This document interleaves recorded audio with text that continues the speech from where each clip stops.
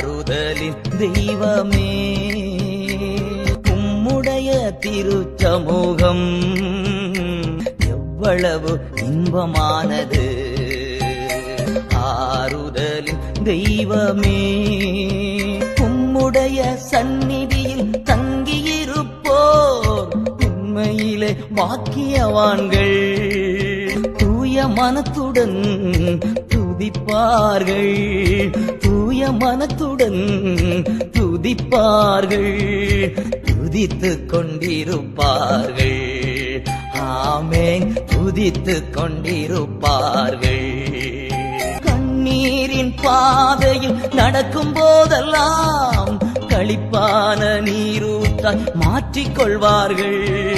வல்லமை மேலே வல்லமை கொண்டு சீயோனை காண்பார்கள்.